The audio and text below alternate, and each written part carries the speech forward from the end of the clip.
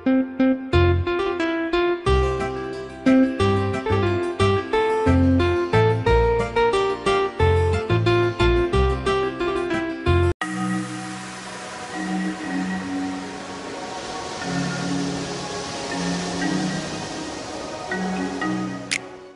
pembuatan konten kali ini untuk kalangan awam, sehingga saya perlu setidaknya memperkenalkan beberapa konsep yang mungkin baru bagi Anda, tetapi berperan penting dalam pemikiran, sekaligus sedikit mengingatkan dan menjelaskan bagaimana konten ini dibuat saat beradu pendapat tentang sebuah perkara. Saya menyadari bahwa dalam hampir semua situasi, apa yang coba disalahartikan sebagai argumen ajaib yang lezat sebenarnya adalah cacat logika dan sama sekali tidak melibatkan keajaiban. Dengan menggunakan logika yang buruk dan proses berpikir yang keliru, seseorang dapat secara mudah membuat argumen sehingga seolah-olah menjadi satu-satunya kesimpulan yang masuk akal dengan mengandalkan keajaiban. Padahal, kesimpulan masuk akal yang sesungguhnya adalah argumen itu keliru. Meskipun konten ini dan contoh-contoh di dalamnya mencakup seluruh bidang yang menuntut adanya nalar, istilah umum, cacat logika tetap digunakan. Selain itu, istilah tertentu juga digunakan. Penalaran. Manusia memiliki kemampuan menyusun dan menelaah kebenaran fakta untuk mengubah dan menegaskan keyakinan yang dianutnya. Pada umumnya, untuk mempertimbangkan sesuatu, kita melakukannya dengan nalar yang prosesnya disebut pemikiran atau penalaran. Sementara hampir semua manusia sehat memiliki kemampuan berpikir, sebagian kecil di antara kita tidak dapat melakukannya dengan baik. Dengan berbagai alasan, inilah yang akan kita jajaki dalam konten ini. Argumen. Saat mendengar kata argumen, kita cenderung membayangkan pendapat yang berlawanan di antara dua orang atau lebih dengan perselisihan, pembelaan diri, dan emosi negatif yang meningkat. Itu hanyalah satu jenis argumen dan tidak akan menjadi pembahasan utama video ini. Dalam pengertian yang lebih umum, sebuah argumen adalah usaha untuk memengaruhi seseorang atau sesuatu dengan mengemukakan alasan-alasan sehingga orang atau sesuatu itu menerima kesimpulan yang diberikan.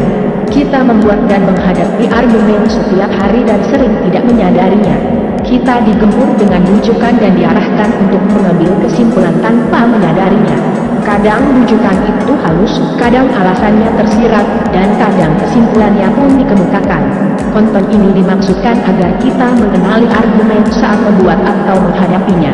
Sebuah argumen dibentuk atas premis-premis dan kesimpulan. Premis dapat juga berupa alasan, bukti yang mendukung, atau pengakuan. Saat ini, contoh yang kita gunakan sebatas dalil dan pengakuan pernyataan untuk diterima. Saya menggunakan istilah pelontar untuk orang yang mengemukakan argumen dan lawan atau penanggap untuk orang yang menerima argumen itu. Ingatlah bahwa pelontar bisa seorang politikus, pengikut aliran kepercayaan, seorang suami atau istri, pegawai bank yang menawarkan kartu kredit, atau siapapun yang dapat melakukan komunikasi rasional. Penanggap atau lawan bisa saja seorang polisi, sahabat Anda, pasangan Anda, atau siapapun yang dapat melakukan komunikasi rasional.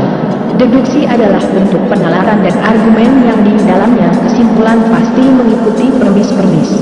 Berikut ini sebuah contoh klasik. Premis 1, manusia adalah makhluk fana. Premis 2, Sokrates adalah manusia. Kesimpulan, Sokrates adalah makhluk fana. Jika premis-premisnya benar, kesimpulannya pasti benar. Itulah yang membentuk sebuah argumen deduktif dan disebut juga argumen formal. Argumen yang kesimpulannya hanya berdasarkan peluang, bukan kepastian, dianggap argumen induktif. Argumen ini biasanya dibangun dengan pemikiran induktif yang mengambil kesimpulan umum dari kejadian-kejadian tertentu.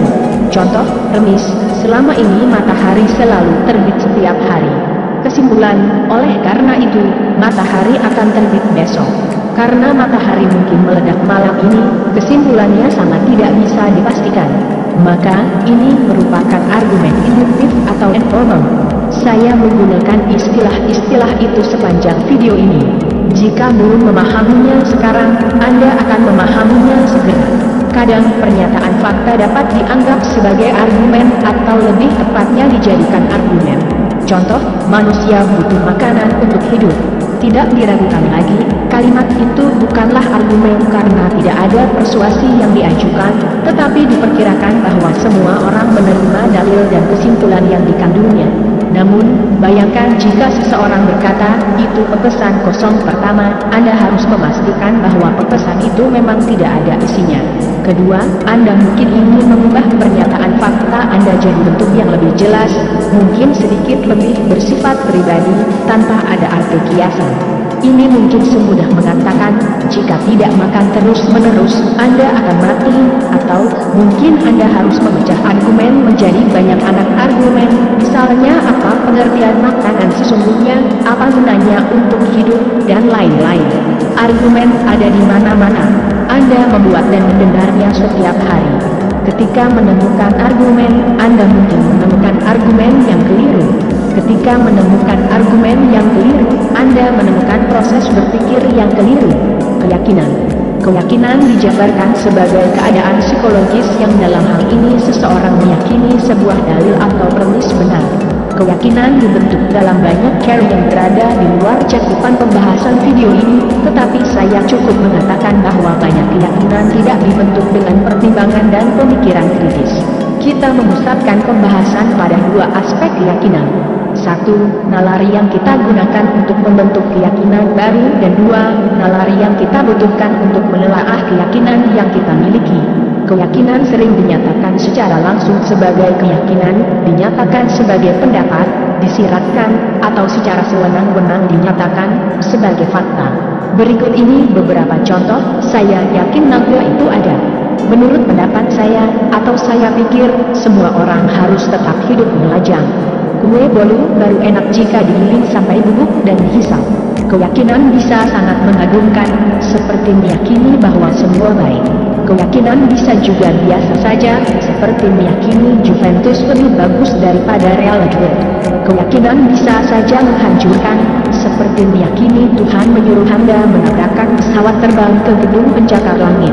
Namun, terlepas dari perasaan yang timbul atau seberapa baik hasil yang mungkin terjadi akibat keyakinan kita, itu tidak memengaruhi kadar benar atau salah keyakinan tersebut. Video ini akan membantu Anda menemukan benar atau tidaknya keyakinan dengan menguji proses berpikir yang keliru.